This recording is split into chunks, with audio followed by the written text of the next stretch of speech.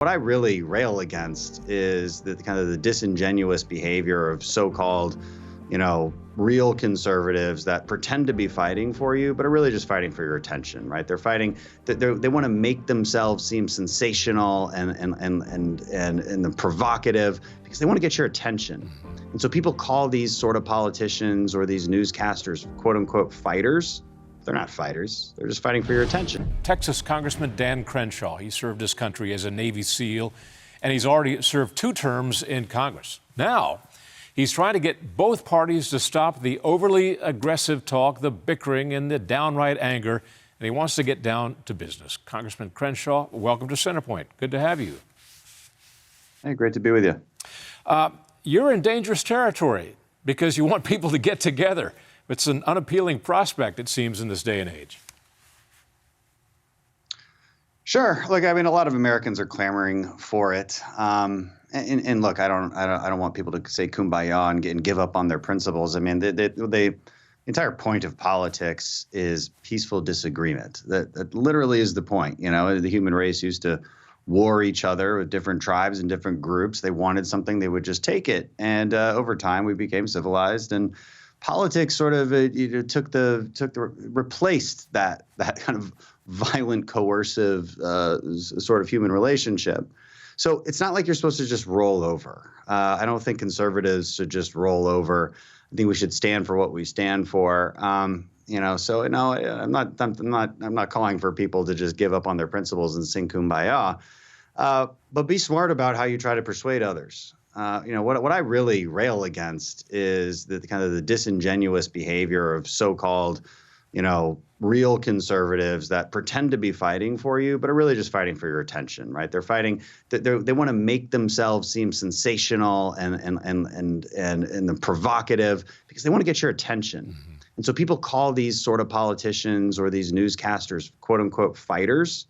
They're not fighters. They're just fighting for your attention. There's a big difference, and that's what I'm always pointing out to our conservative population, because I want to win, and you only win by persuading others to see it your way. You don't have to give up on your principles. You just got to be nice, be a happy warrior. Don't be a jerk about it.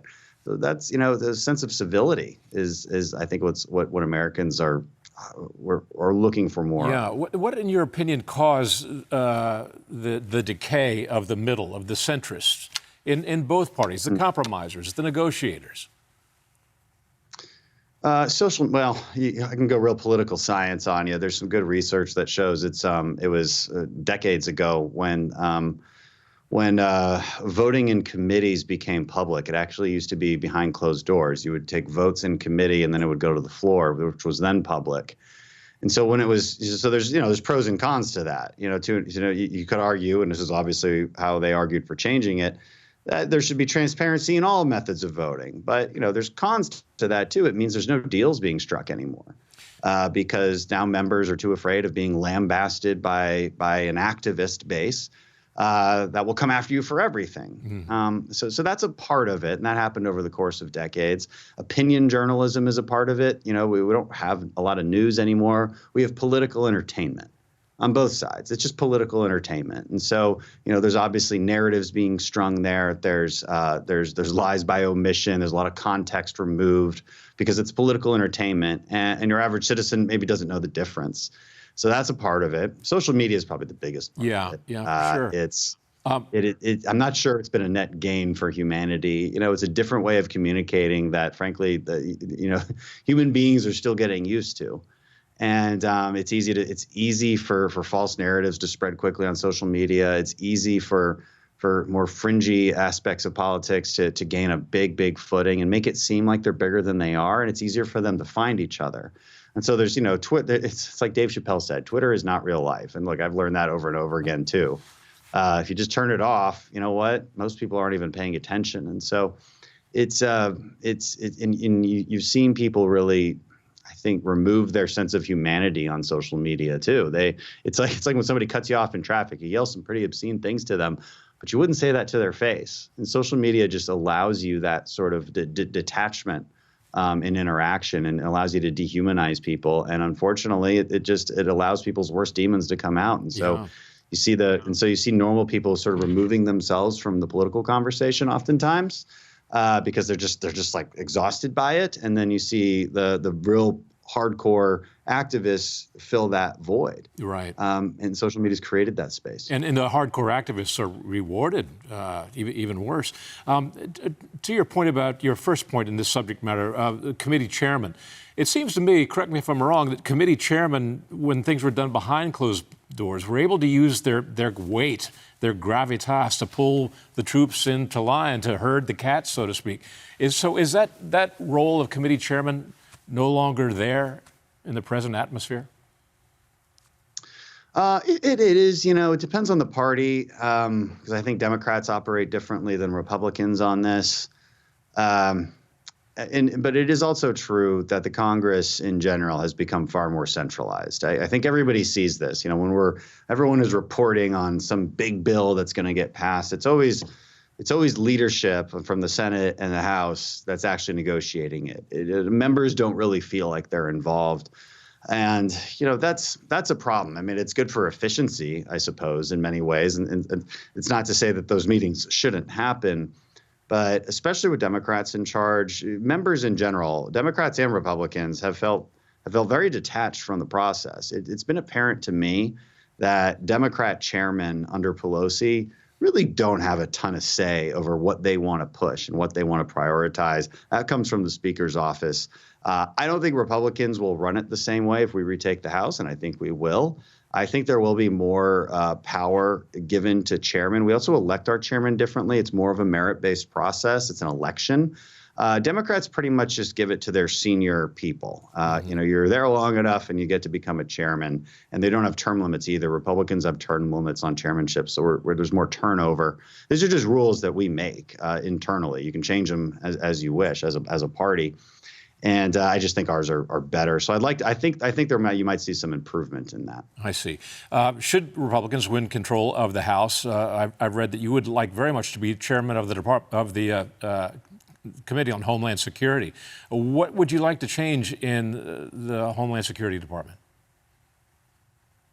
Yeah, I am running for Homeland Security Chairman. Look, I'm the only representative from a border state running for it. I represent the 2nd District of Texas, of course, and this is the focal point of the border crisis. So this will be the #1 priority on a committee like this, of course. And I'm also going to shift the conversation, because I don't think we talk about it enough, to the cartels. The cartels on the other side of the border are funneling fentanyl across our border, making a lot of money off of it, and they're killing nearly 80,000 Americans a year because they're lacing this poison into street drugs. So this is a really different conversation than just your typical war on drugs. And I think their names, the names of the heads of the cartels, should be plastered across every news channel the way Osama bin Laden's face and name was. I mean, this is truly an attack on American sovereignty and our way of life, and it's something that Democrats and Republicans should be able to come together on. We don't even, this administration doesn't even bother trying to leverage the Mexican government into helping us with this problem. This is a very, very serious issue.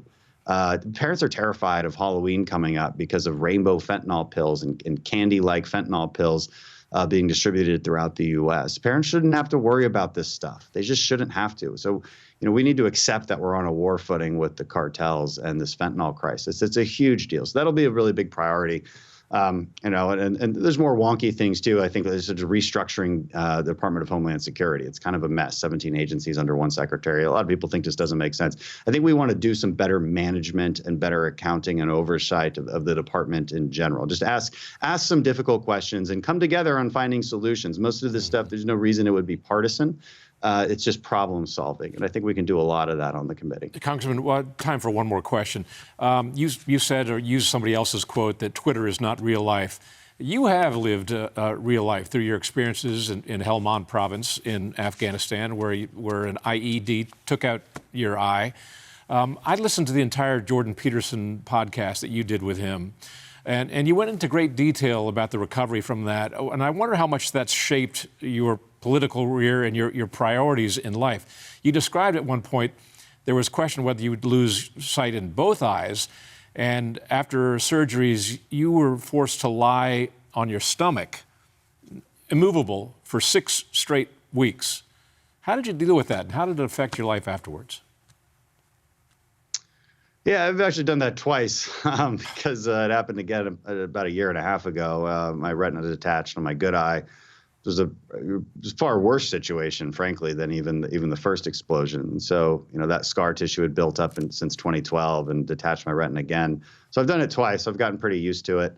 I'll be honest, it was kind of a nice break from politics because it was the only time, you can take all the vacations you want in this job. It doesn't matter. You're still always in it. It never, you're always checking your phone and dealing with something. You're never really gone. Right. But I had to be truly gone during that time to recover. So you know what? I always see the bright side of things. When it first happened, I don't think it was uncomfortable, right? It was uncomfortable. But if you're doing it to heal and to get to that kind of light at the end of the tunnel, anything is bearable.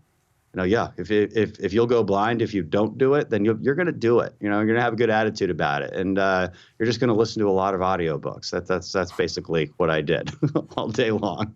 So well, maybe that's why you've always been through something worse. Maybe that's why you're a very thoughtful person, and we appreciate it. Thanks for coming on the show, and we'd love to have you back sometime, maybe after the midterms. Absolutely. Thanks for having me, Congressman Dan Crenshaw, Texas's 2nd District. Thank you very much. Hi, I'm Doug McKelway, and thank you for watching Centerpoint. We hope you enjoyed this video. Make sure you hit the subscribe button and tap the bell icon so you're notified every time a new video is posted.